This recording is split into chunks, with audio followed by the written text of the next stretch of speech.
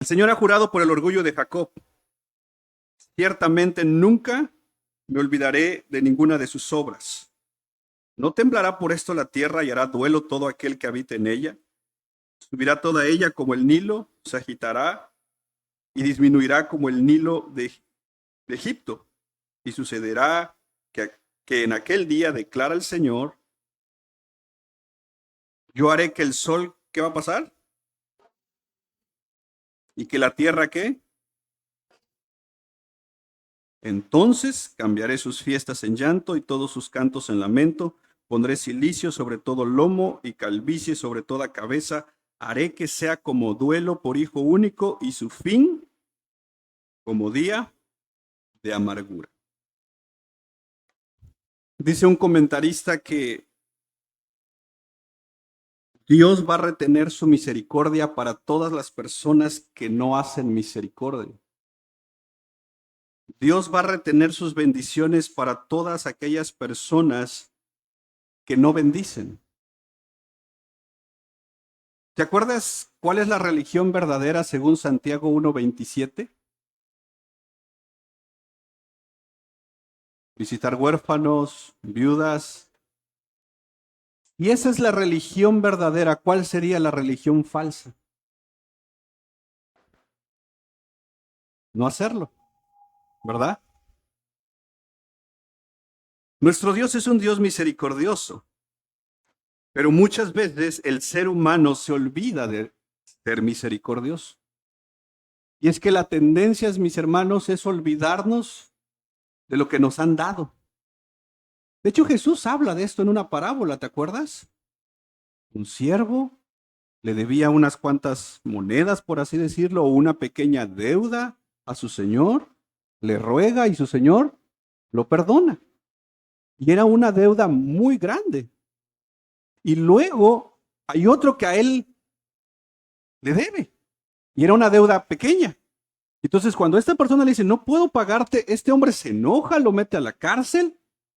Y cuando el rey se entera, le dice, oye, yo te perdoné una deuda que no ibas a poder pagar, ¿por qué tú no lo perdonaste? Y muchas veces, hermanos, la tendencia de nuestro corazón es olvidarnos de lo que hemos recibido. Tú y yo hemos recibido de Dios perdón y nos cuesta perdonar. Hemos recibido misericordia y nos cuesta dar misericordia. Hemos recibido salvación y no juicio. Y a veces, ¿qué es lo primero que hacemos? Juicio. Israel pedía misericordia, pero cuando se trataba de dar misericordia, no estaban dispuestos a darla. Israel pedía bendiciones de todo tipo, pero cuando se trataba de compartir esas bendiciones, cerraban su corazón. En una necesidad, Israel clamaba ayuda a Dios. Señor, ayúdanos. Pero cuando se trataba de ayudar, no estaban dispuestos a tender la mano. Y lo curioso es que Israel pensaba que Dios no se daría cuenta de eso. Ya hemos visto al principio de este capítulo que Israel ya estaba maduro, ¿verdad? ¿Te acuerdas? ¿Pero maduro para qué?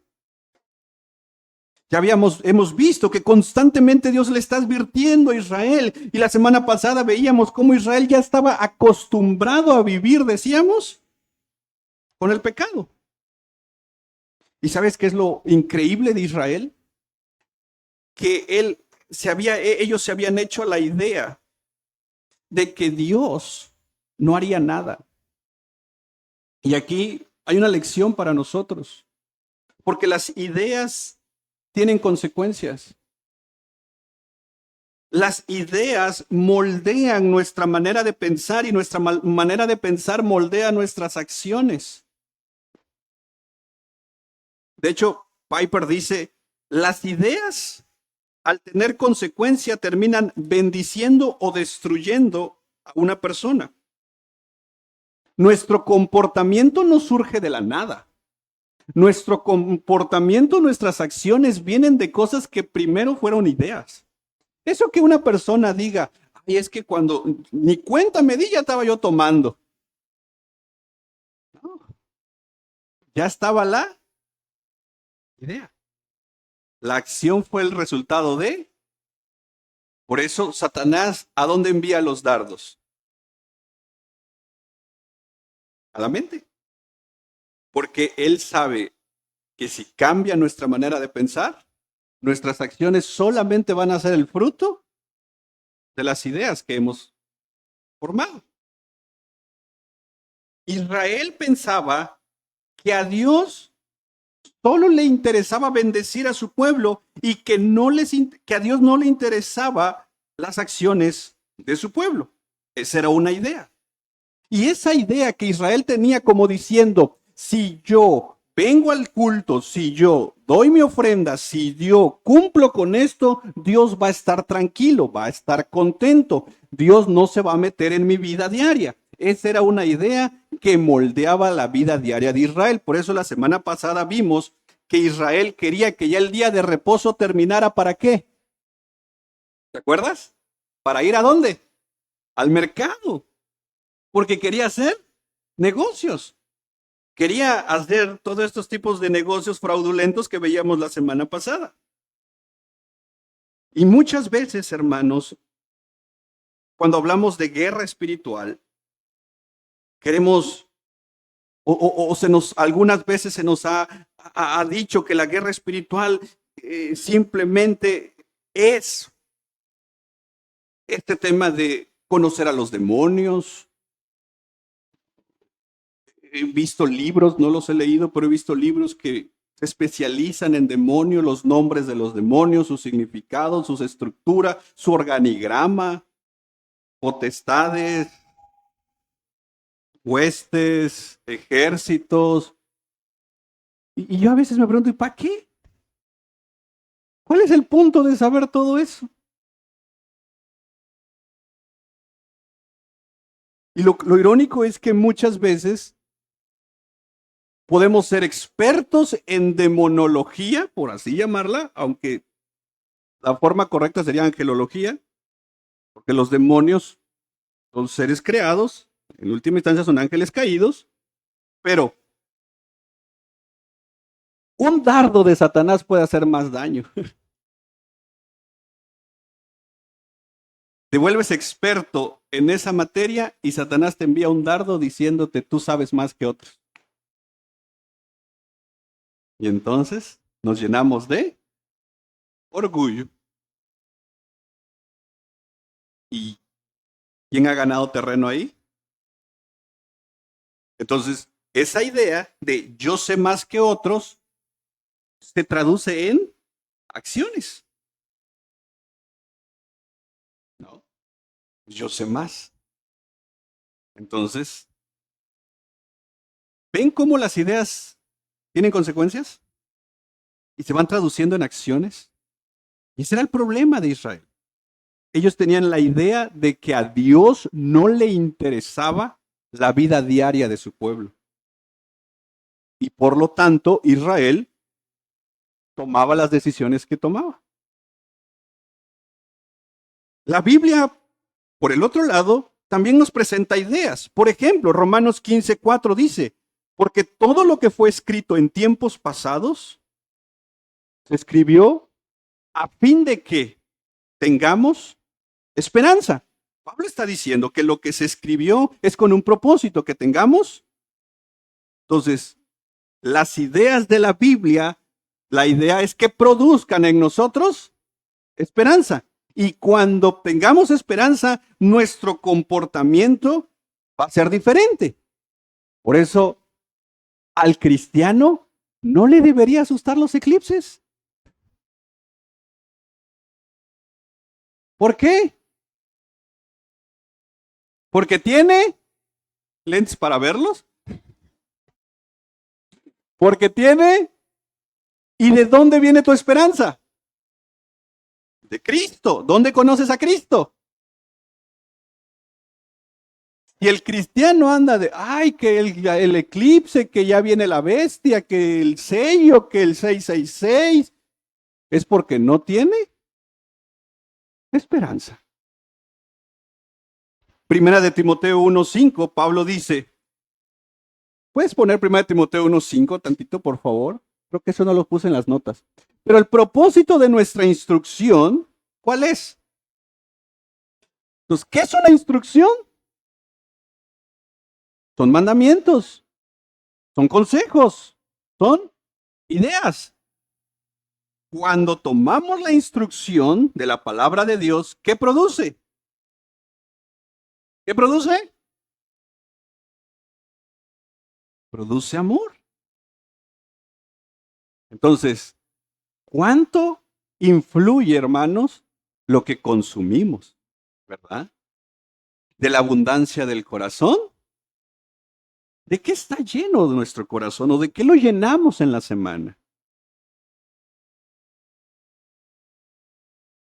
Si lo llenamos de la instrucción de Dios, nuestra mente se renueva y produce amor, porque el ¿qué? Propósito. Dios, ahí está. Las ideas tienen consecuencias,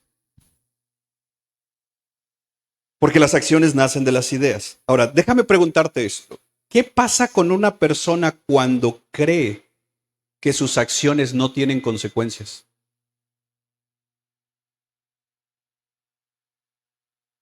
Imagínate un niño que sus papás no lo disciplinan, no lo regañan, no le dicen nada y piensa que puede hacer lo que quiera.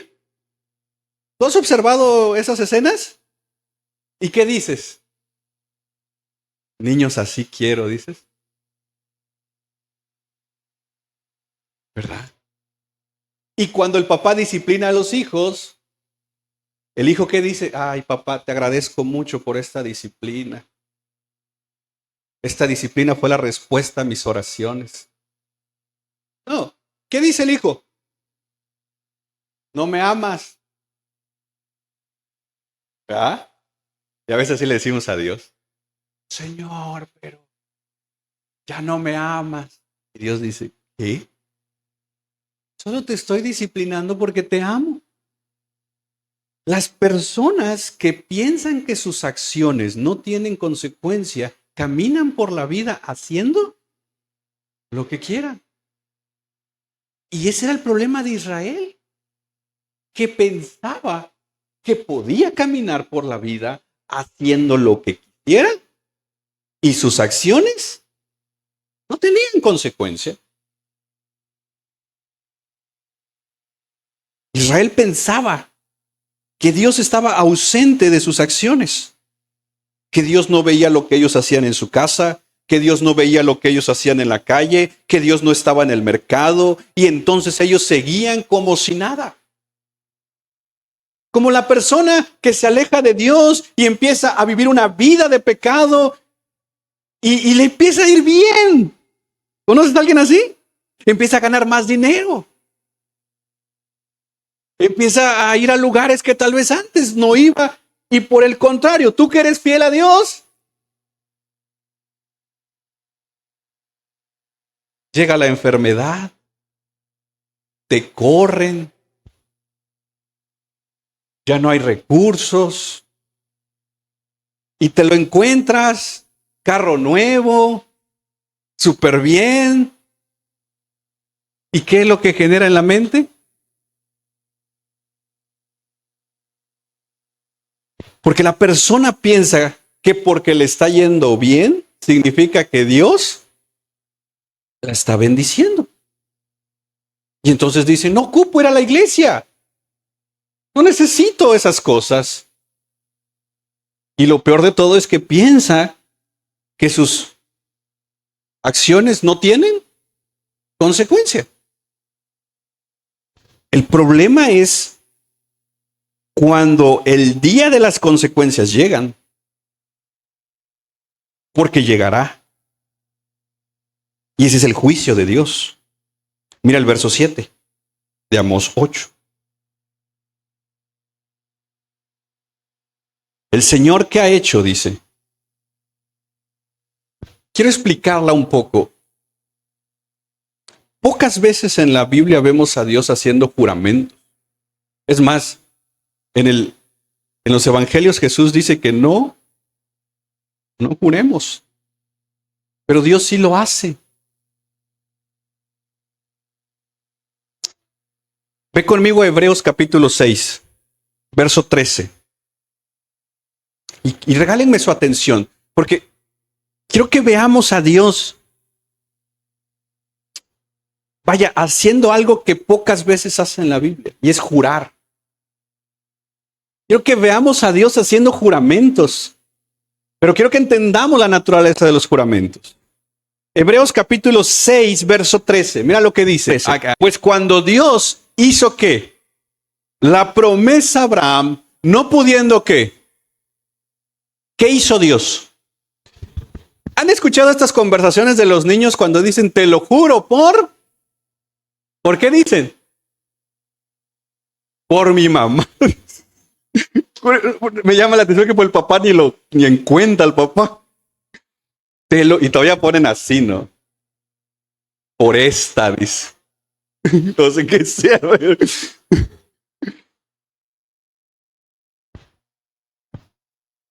¿O a poco has escuchado a alguien que diga, te lo juro por mí mismo? ¿Por qué? Porque cuando se hace un juramento, dice que se hace el juramento por alguien mayor. O sea, como diciendo, mira, te lo juro por mi mamá, te lo juro por mi papá, como diciendo, si no cumplo, pobre mi mamá, pobre mi papá, ¿no? Porque la idea de la naturaleza de un juramento implica que si la persona no cumple, alguien va a pagar una consecuencia. Ahora, ¿quién está por encima de Dios? Entonces, imagínate a Dios haciendo un juramento. Y dice que Dios no encontró, no es que lo haya buscado, pero el lenguaje, para que entendamos un poco, es así. No encontrando a alguien mayor que él, juró por. ¿Te imaginas a Dios diciendo, te lo juro por mí mismo, poniendo su nombre en juego, por así decirlo? Mira el verso 14. Diciendo, mira el juramento, ciertamente te bendeciré y te... ¿Quién quiere ese juramento de Dios? Dios está diciendo, te lo juro por mí mismo, que voy a bendecirte y voy a multiplicarte. Ahora, ¿eso es para nosotros? ¿Eso es para nosotros? ¿Seguros? Lo acabamos de leer. ¿Puedes poner el verso 13?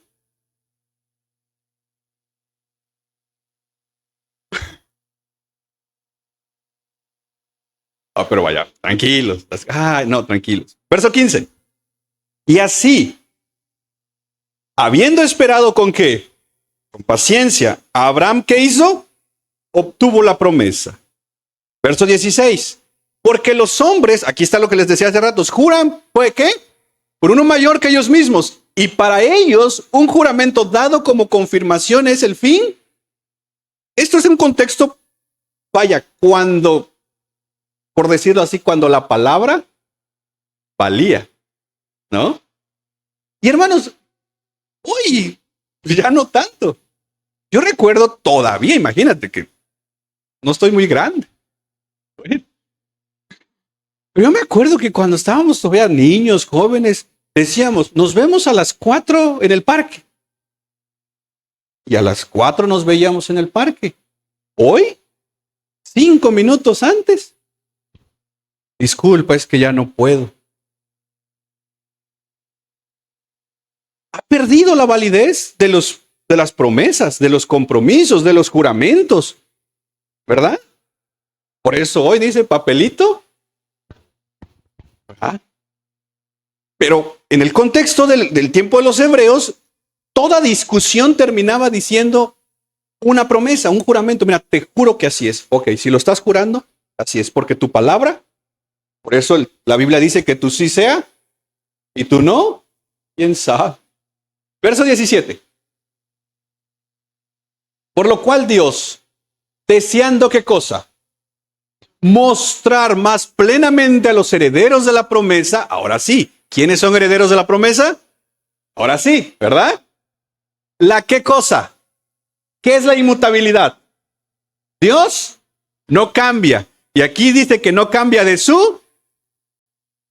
Entonces Dios diciendo, para que veas que yo no cambio lo que te prometí, voy a hacer un juramento, ¿verdad? Verso 17. Por lo cual, 18, sí, gracias. A fin de que, por dos cosas inmutables, en las cuales Dios es imposible que Dios, ¿qué cosa? Los que hemos buscado refugio, seamos grandemente que animados para asirnos, para agarrar ¿qué? De la esperanza puesta. Ok, puedes poner ese mismo verso en la NTV.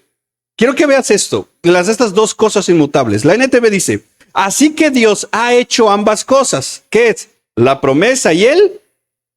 Estas dos cosas no pueden cambiar, porque es imposible que Dios. Por lo tanto, los que hemos acudido a él, ¿cuántos hemos acudido a él? ¿En busca de qué? Podemos estar ¿qué? Aferrándonos a la esperanza que está delante de nosotros. Mis hermanos, nosotros podemos descansar en la esperanza de Dios. ¿Por qué? Porque somos bien fuertes y nunca nos vamos a ir de ahí. ¿Por qué? Dice, porque hay dos cosas en las cuales Dios no miente. La promesa y él. ¿Qué significa esto? Que Dios ha hecho una promesa de estar con nosotros y esa promesa la selló con un juramento. Y Dios dice, es imposible que mienta. Yo lo que estoy tratando ahorita de mostrarte es la naturaleza de un juramento. Que el texto de Hebreos nos dice que nuestro Dios, cuando hace un juramento, no lo va a cambiar. Cuando Dios ha establecido un juramento por sí mismo, no lo va a cambiar por ninguna circunstancia, porque Dios no es hombre para que mienta, ni hijo de hombre.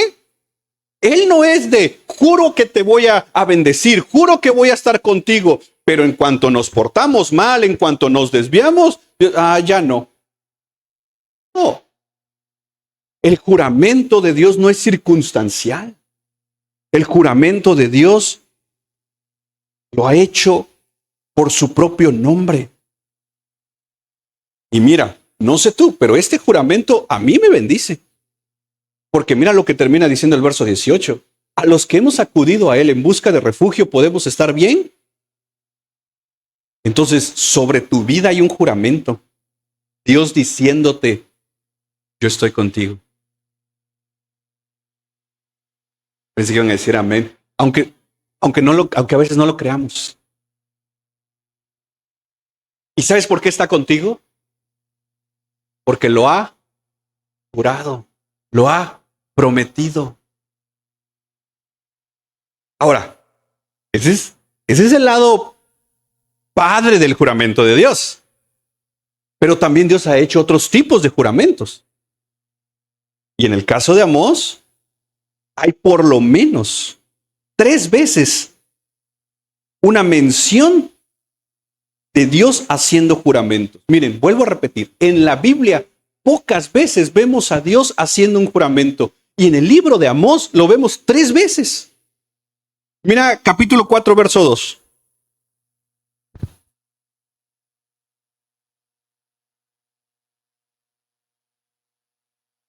¿Qué dice? ¿El Señor Dios qué? ¿Y qué juró? ¿Vienen sobre vosotros días en que os llevarán con garfios y a vuestros remanentes? ¿El de Hebreos es un juramento? De bendición. Pero este es un juramento de juicio. Amós capítulo 6, verso 8. ¿El Señor Dios qué? Primero juró por su y ahora ha jurado por. Amós capítulo 8, verso 7. Dios ha jurado por el orgullo de Jacob. Esta es una traducción un poquito complicada, pero en esencia cuando habla del orgullo de Jacob, está hablando de Israel. ¿De qué se enorgullecía Israel? Israel se enorgullecía de decir, somos el pueblo. Entonces, esta es una forma de Dios diciendo, juro, por lo que tú te enorgulleces, que es por mi propio nombre, por eso voy a jurar. Juro por mí mismo. ¿Y qué está jurando Dios? Ciertamente, nunca me olvidaré de tus obras. Dios diciendo, mira, he visto todo lo que has hecho y te juro que yo, ¿qué? No me voy a olvidar de todas tus acciones. Hermanos, yo no quiero escuchar eso de Dios en mi vida.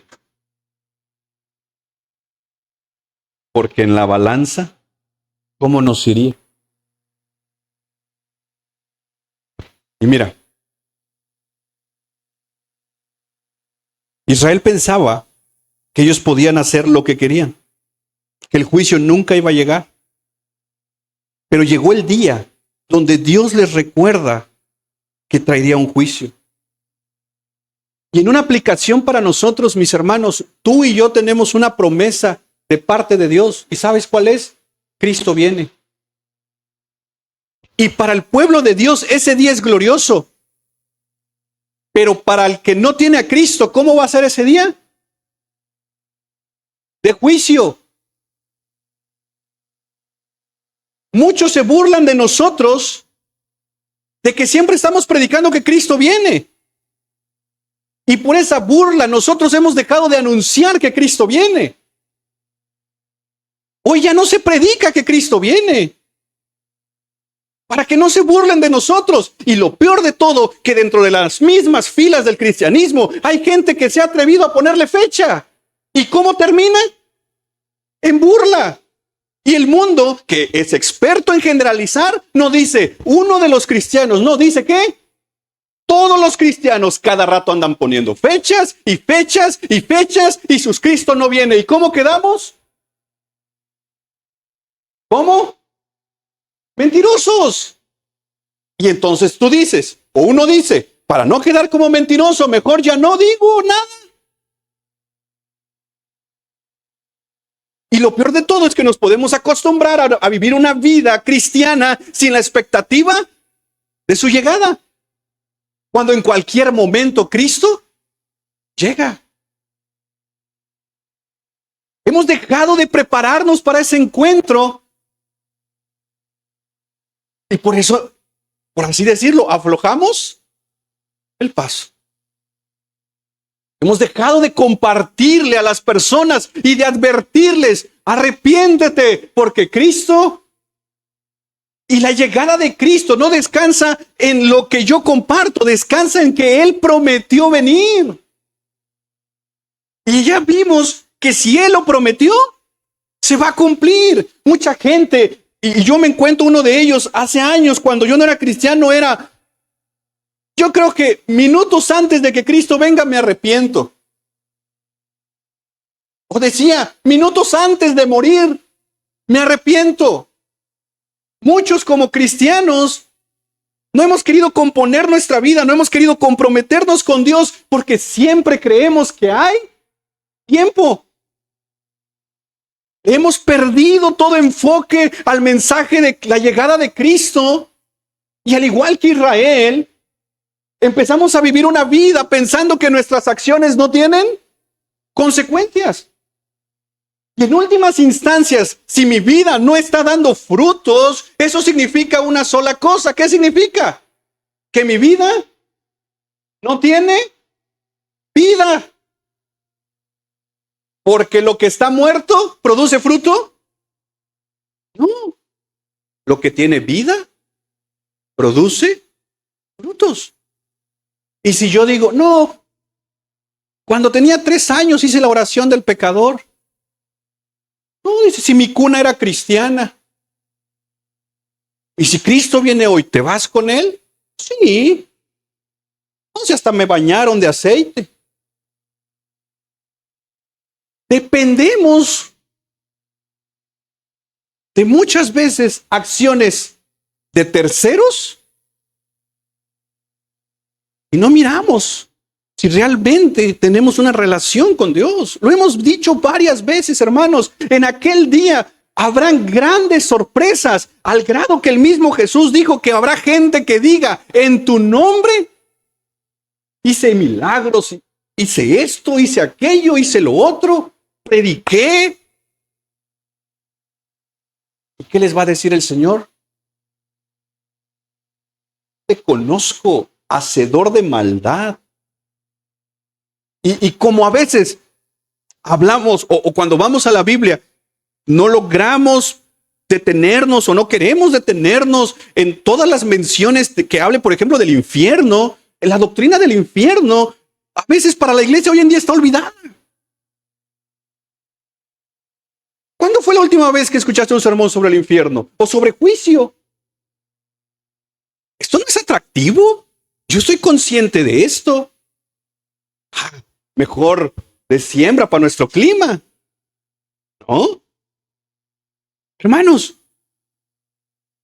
el hecho de que Cristo viene debería movernos a comprometernos con Dios, esperando que en cualquier momento nuestro Señor aparezca y nos lleve con Él. Qué hermoso sería que cuando Él venga, lo dicen los evangelios, nos encuentre sirviendo, nos encuentre viviendo una vida ahí en tu trabajo, ahí manejando, ahí donde nos vaya a encontrar, si es que viene en esta generación, nos encuentre sirviendo. Y si no viene en esta generación, vamos a entregar nuestra vida a Él para su gloria, porque aún estando muertos, Él es poderoso para resucitarnos y llevarnos con Él a la eternidad. Israel se había olvidado del juicio. Pensaba que Dios no le importaba estas cosas. Y Dios empieza a enviar señales. Y este es mi segundo encabezado. Mira los versos 8 y 9.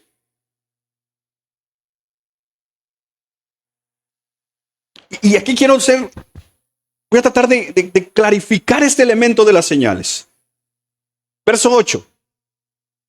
¿No temblará por esto la tierra y hará duelo todo aquel que habita en ella?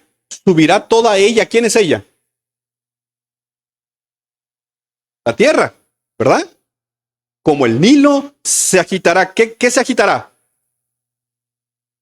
La tierra. Y menguará como el Nilo de Egipto. Ok, empecemos con ese verso 8. Este texto, básicamente, son textos un poco complicados porque Amós, al ser un libro poético, tenemos que trabajar también con un elemento metafórico, pero también hay un elemento literal. Entonces, quiero darte las dos interpretaciones de estos dos versos para que tratemos de entender y saber. Ojo, el libro de Daniel dice que debemos de ser entendidos en los tiempos. Y hoy hay señales. Pero como cristianos debemos de saber leer esas señales. Porque si no sabemos leer las señales, ¿qué pasa? Cualquier cosa nos viene a mover. ¿Verdad? Imagínate ir con un chofer que no sabe leer señales. Dice stop y mal le mete. Y se va a poner en rojo, mal le mete. Bueno, hay quienes que... como que el amarillo dice acelera más. Entonces, el cristiano debe de saber leer las señales. Y no andar ahí y dice, mira, si agarramos la multiplicación de 7 días por 7 horas, por 7 no sé qué, da no sé qué, y más el eclipse fue a tal hora, pero en la hora de Israel, pero en el calendario judío, pero mira, Cristo viene. Y hasta conferencias hay de estos. El cristiano debe de saber leer Ok. Empecemos. Lo veamos primero en un sentido literal. Estos dos versos. Dios dice, temblará la tierra. ¿Qué significa esto? En sentido literal. Terremoto. Y no es cualquier temblorcito como creo que pasó unos estos días, ¿no? Que ni lo sentimos. La referencia es el río Nilo. El río Nilo en ciertas fechas crecía tanto que salía de sus cauces. Y a veces no llovía, que se bajaba hasta menos de su cauce. Entonces, si Amós estuviera en este tiempo y nos hablara a nosotros, ¿cómo se llama el río que pasa en Chiapa de Corzo, hermanos? Grijalba, gracias. Es como si nos dijera, ¿no temblará por esto la tierra y hará duelo todo aquel que habita en ella? ¿Subirá toda ella como el Grijalba? Se agitará y menguará como el Grijalba de Chiapa de Corzo. ¿Ya entendemos un poquito la referencia? ¿Han visto cuando no llueve o cuando cierran la presa? ¿Quién controla la presa? ¿Cómo se seca el río? Ok. Y cuando llueve, cuando está el río. Ok. Esos movimientos drásticos, grandes, Dios está diciendo, vienen terremotos, que la tierra va a ser así. Horribles. Y mira cómo es Dios tan hermoso. Nos los está, ¿cómo se dice? Spoileando. Nos está advirtiendo. Entonces, si mañana llegara un terremoto de esas magnitudes, ¿el cristiano qué? ¿Cómo debe estar?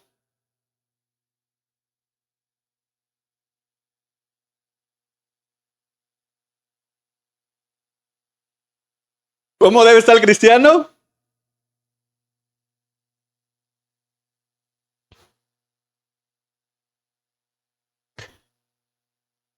Se va la luz y salimos corriendo. Debemos estar confiados, porque ya lo sabíamos. Verso 9. Estamos interpretando estos versículos en un sentido literal. ¿Ok? Luego nos vamos a ir al área o a una interpretación metafórica. Yo haré qué cosa? En el verso 9. Y sucederá que en aquel día, declara el Señor Dios, yo haré que el sol, ¿qué cosa? Y que la tierra, en pleno día, ¿qué? ¿Esto qué es? Un eclipse. Entonces Dios está diciendo, yo voy a hacer que en pleno día se ponga oscuro. ¿Y no es lo que acaba de pasar? Bueno, no aquí. Pero eso es lo que hacen los eclipses. Entonces, cuando llegan los eclipses, el cristiano debe estar viendo todo el día la tele y dice, ay, mira. Debe estar. Pero ojo, solo pensando aquí dos. Ya anteriormente en capítulos, Dios habló de guerras. De hecho, ¿te acuerdas? Juro por mi santidad que vendrán y te llevarán con garfios. ¿Te acuerdas? Lo vimos. Entonces, guerras, terremotos, eclipses. Estas tres señales, ¿qué estaban anunciando? Juicio. Entonces, el terremoto y el eclipse no son cosas que Dios hace porque no tenga nada que hacer. ¿Eso sí me explico? O sea, no es que Dios diga, estoy aburrido, les voy a mandar un terremoto. No. ¿Son qué? Señales. Y para Israel estas eran señales de juicio. ¿Cómo debemos leer estas señales? Que viene un juicio. Pero el cristiano debe estar asustado. Oigan, viene juicio. ¿No los asusta? Voy a cambiar. Viene un juicio, ¿no los asusta? Otra vez. Viene un juicio, ¿eso no los asusta? ¿Sí o no?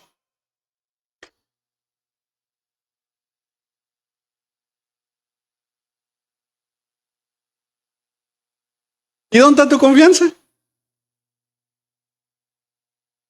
Si te asusta, es porque confías en ti. Pero si estás confiado, es porque tu confianza está en aquel que pagó por tu salvación, Cristo Jesús. En un sentido metafórico, Dios está diciéndole a Israel, quiero que veas la tierra, quiero que veas el cielo, quiero que veas los planetas. Y es como Dios diciéndole, a ver Israel, ¿qué más estable que la tierra misma?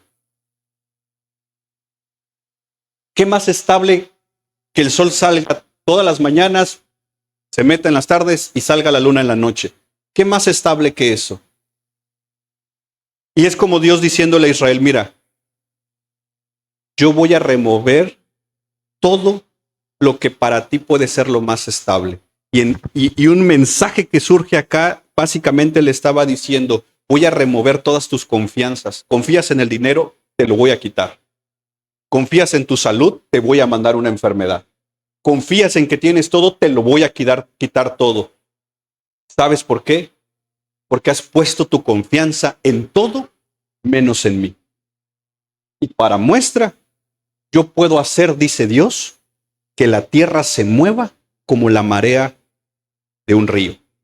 Yo puedo hacer que a mediodía se ponga de noche para que veas mi poder. Y a ver si así te arrepientes.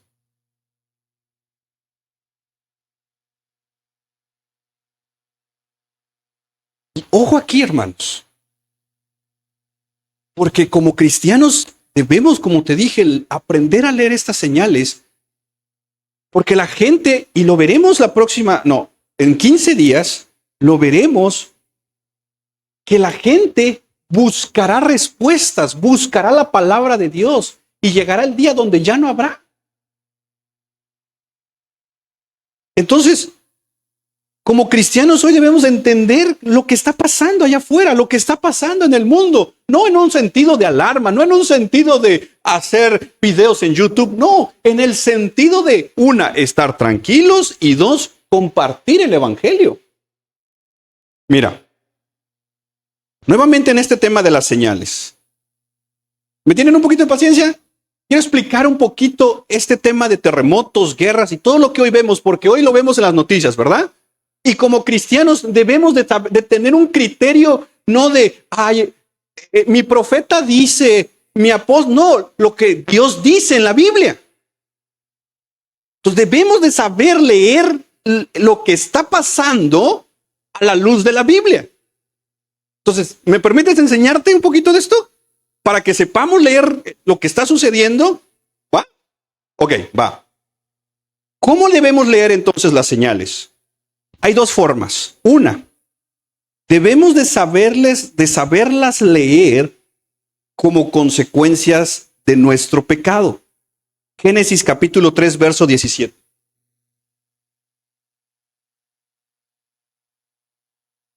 Entonces dijo a Adán, este es Dios hablando, ¿verdad? Por cuanto has escuchado la voz de tu mujer y has comido del árbol del cual te ordené, diciendo, no comerás de él. ¿Qué es la primer consecuencia que surge del pecado de Adán y Eva? Maldición. ¿A quién? A la tierra. ¿Qué culpa tenía la tierra? En los capítulos 1 y 2, cada vez que Dios creaba algo, decía, esto es bueno. Y capítulo 3, por el pecado de Adán y Eva, ahora se va a toda la creación. ¿Y qué hace con la creación Dios? La maldice. Pero Dios deja claro que el causante de esa maldición es, y le dice a Adán, voy a maldecir la tierra por tu causa, es por tu culpa. Entonces, cuando vemos terremotos, huracanes, todas estas desgracias que vemos a través de la naturaleza, ojo, muchos dicen, ¿y dónde está Dios? ¿Y por qué Dios no hace nada? Y empiezan a acusar a Dios cuando ¿quién es el culpable de que pasen esas cosas? ¿Dios o el hombre? ¿Por qué causa? La naturaleza no fue creada para que pasaran estos desastres naturales. Dios dijo, hace la creación y Dios dijo, esto es bueno. Pero luego viene la maldición por causa del pecado y entonces vienen todos los desastres naturales. Entonces, ¿consecuencia de qué son los desastres naturales? Cuando veamos entonces un terremoto o lo que sea que vemos en las noticias, en lugar de decir, ¿y dónde está Dios? No, es decir, es por causa de mi pecado. Mira, Romanos capítulo 8, lo puedes poner en la NTV, verso 18, por favor. Quiero que veamos esto, porque quiero conectar. Y acuérdate esta declaración que Dios hace. Por tu causa, dice, maldita será la tierra. ¿Verdad? Ok. Sin embargo, lo que ahora sufrimos no es nada comparado con la gloria que Él nos revelará más adelante. Verso 19. Pues toda la creación, ¿qué espera?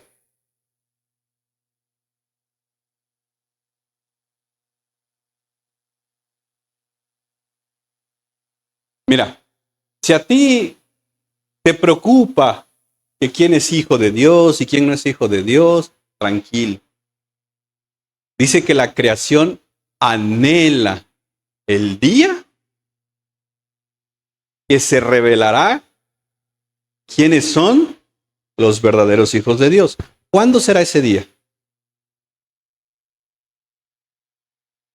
¿En un congreso? ¿Cuándo será el día que se revele quién sí era y quién no?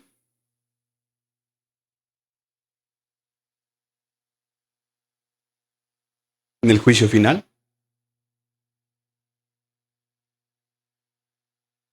Verso 20. Contra su propia voluntad, toda la creación quedó, ¿qué cosa?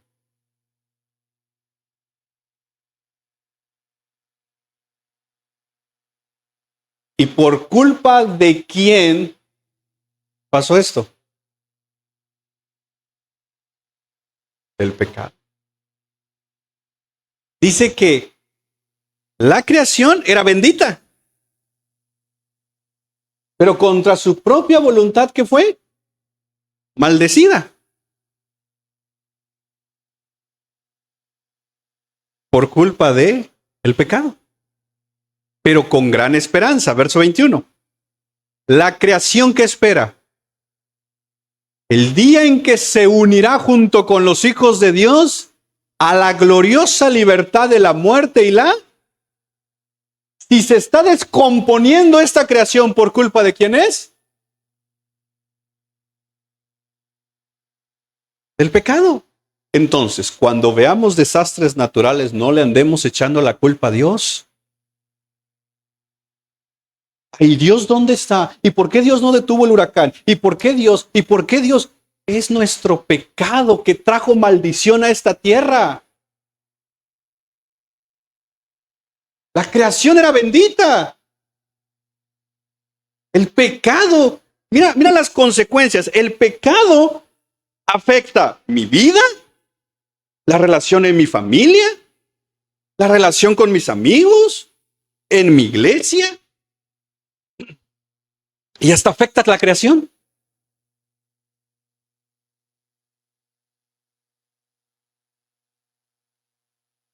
¿Y qué espera la creación?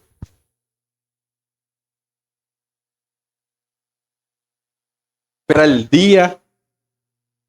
Por eso, cuando vemos Apocalipsis, que habla de un ¿qué? Perdón. Cielo nuevo y tierra nueva. Es más, el apóstol Pedro dice que esta creación va a ser pasada por, ya no por agua, ¿te acuerdas? Ahora por fuego, como un elemento de purificación. ¿Cuántos quieren fuego?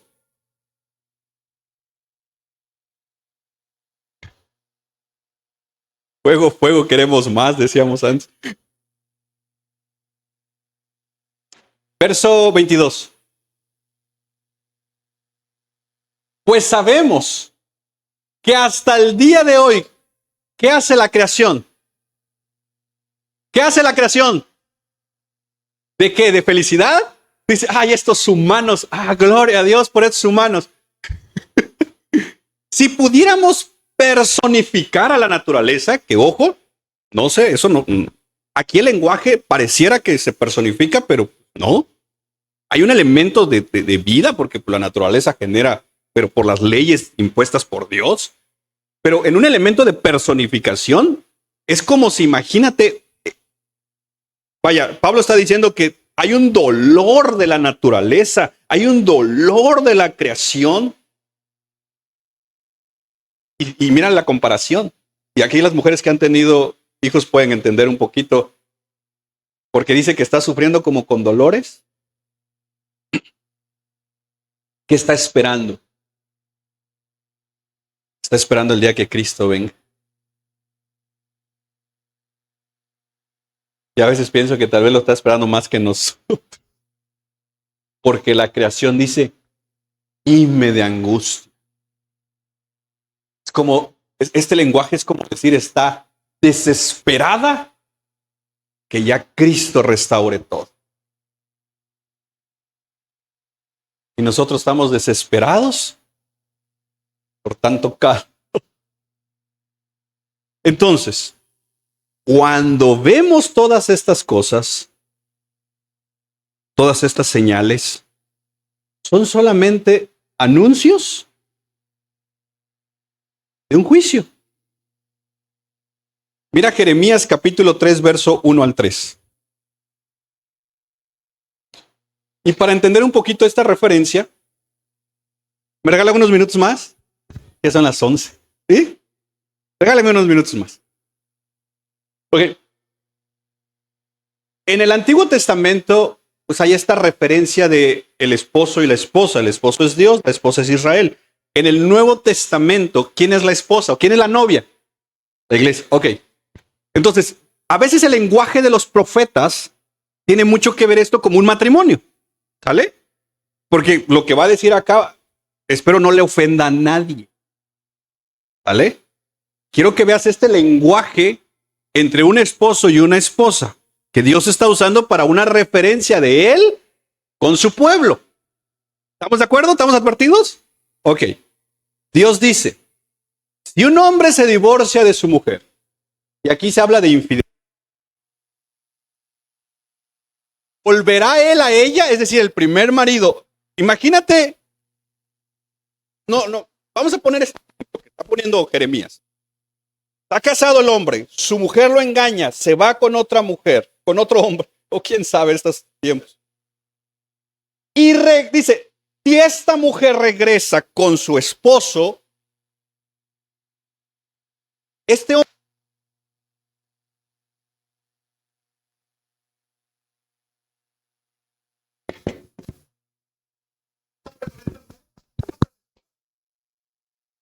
no quedará esa tierra. ¿Qué dice?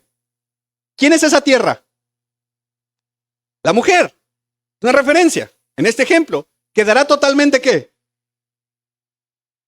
Y luego él le da un cumplido. Dios, pues tú eres ¿qué?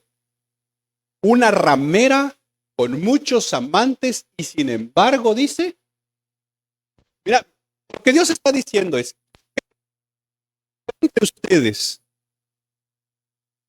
el hombre que su esposa lo engaña, se va con otro hombre y regresa, dice, ¿qué dirían ustedes de ese hombre? A quien su esposa lo engañó, se fue con otro hombre, luego regresó, este hombre la recibe. ¿Qué dirían ustedes de ese hombre? Dice. ¿Es un tonto? ¿Verdad? Hablaríamos cosas de ese hombre. Entonces Dios dice, tú, refiriéndose a Israel, eres una ramera. El Dios de amor, ¿verdad? ¿Y qué le dice? Con muchos, y sin embargo dice,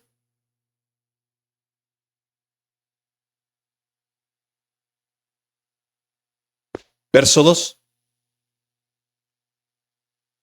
Alza tus ojos a las alturas desoladas y mira, donde no te has prostituido. Junto a los caminos te sentabas para ellos como el árabe en el desierto. Esta es una referencia como literalmente esperando un cliente, un elemento de prostitución. Y has profanado, ¿qué cosa? Con tu prostitución y tu maldad. ¿Qué le está diciendo Dios a Israel? Tú me has abandonado. Y cuando habla esto de te has prostituido con varios amantes, en esencia lo que le está diciendo es, te has levantado ídolos. Y eres idólatra. Hermanos, cuando levantamos ídolos en nuestro corazón, esto es para nosotros. Cuando yo levanto ídolos acá, llámense como se llamen esos ídolos. En un lenguaje aquí podría decir, esto es adulterio espiritual. Pero bueno, estamos hablando de Israel. ¿Ah? Verso 3. Por eso. El por eso, ¿qué significa? Lo que explicó anteriormente. Por cuanto eres idólatra, por cuanto has adorado a otros dioses, ¿qué ha pasado?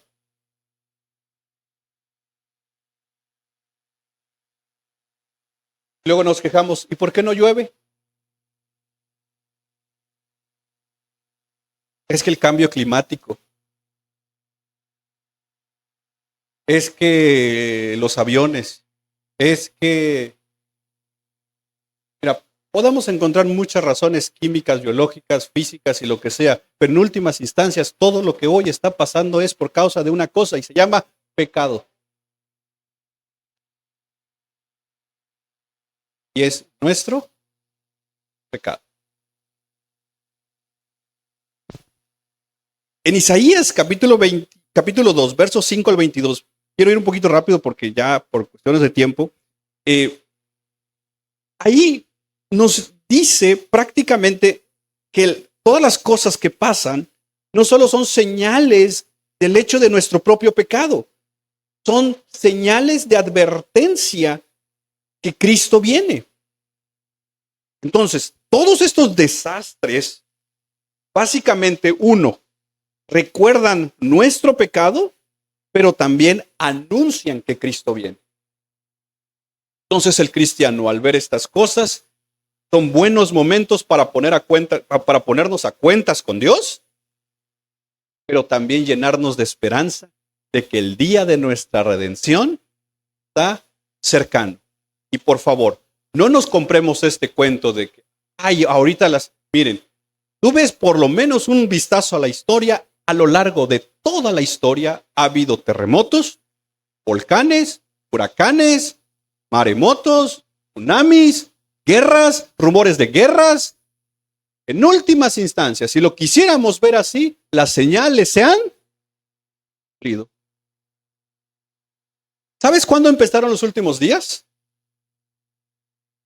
No en el 2000.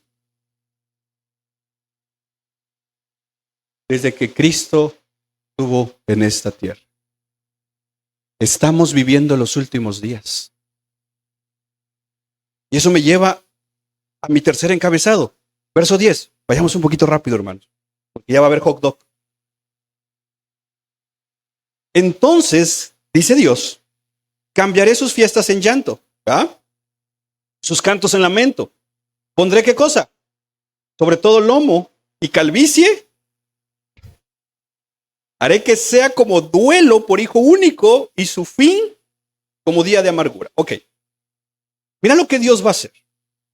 Voy a cambiar tus fiestas. Esas que solo vas por religiosidad, que vas por compromiso, que vas nada más para cumplir, te las voy a quitar.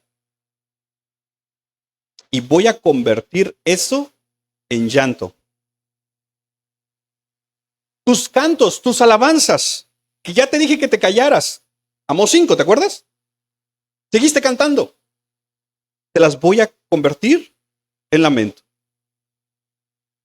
Ya no habrá fiestas, habrá llantos. Ya no habrá cantos, habrá lamentos. Por una sola razón, el juicio ha llegado. Pero mira, luego lo que dice, pondré silicio sobre todo lomo. ¿Te acuerdas de Jonás capítulo 3, cuando Nínive escucha el mensaje de Jonás y el rey en el verso 6 declara que se cubran todos con silicio? Dice la Biblia en Jonás capítulo 3 que desde el rey hasta los animales. Si tienes, imagínate, el silicio es como una, ¿cómo decirlo? Como una prenda de vestir, pero que picaba mucho. ¿Te has puesto a hacer una prenda que tu piel no lo recibe, pero pica? Eso era el silicio, era horrible tener esto. Y dice que en Jonás, cuando escucharon el mensaje de juicio, porque ¿qué mensaje traía Jonás? Juicio. Cuando escucharon el mensaje de juicio, la respuesta de arrepentimiento no solo fue, ok, me arrepiento. No, ellos se pusieron silicio y dice que hasta sus animales. Y ayunaron hasta sus mascotas. Todo. Como una muestra de que estaban arrepentidos. De hecho, también en 2 de Samuel 3:31, David, ante la noticia de la muerte de su amigo Abner, se pone silicio. Jacob, en Génesis 37:34, se pone silicio ante la tristeza de que pensó que su hijo José había muerto. El tema del silicio básicamente era un elemento de estoy arrepentido. Y Dios está diciendo, mira, traigo este juicio, voy a mostrarte estas señales, quiero que te arrepientas. El tema de la calvicie, Miqueas capítulo 1, verso 16, en la NTV. Miqueas, como diría Paul Washer, ese es el libro que no encuentras en tu Biblia. Ahí está, pero puedes ponerlo en la NTV para que no nos espantemos. Oh pueblo de Judá, ¿qué tenemos que hacer? Las dudas empezaron a carcomer mi mente, hasta que una pregunta específica la disipó todas. Y le pregunté a Dios, Señor, ¿y ahora cómo voy a amarte si te llevaste a mi hijo?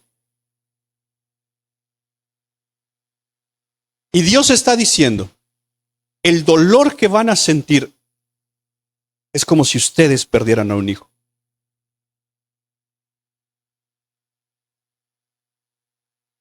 Hermanos, estamos a la puerta de un juicio. La llegada de Cristo, si bien para nosotros es nuestro día de redención y seremos llevados con Él, pero para quienes se queden, será un día terrible. Yo te invito esta mañana que nos pongamos a cuentas con Dios. De tal manera que si Él hoy viniera, nos fuéramos con Él. A que se disipe toda duda. De tal manera, mis hermanos, que si Él no viniera hoy y no viniera en 50 años, cada día lo viviéramos sirviéndole en santidad y esperándolo. Compartiendo con las personas y diciéndoles, oye, Cristo viene. No esperes ese día.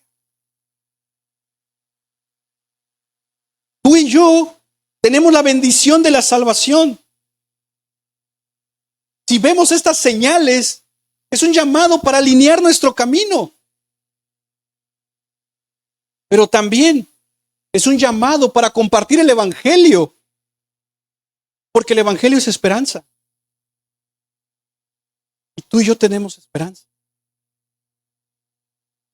Más que temer al huracán, que temer al eclipse, que temer al terremoto, le temamos a Dios. Porque Él es santo. Y sin santidad, ¿parece si oramos? Inclina tu rostro y vamos a tomar un tiempo para orar y platica con Dios, habla con Él.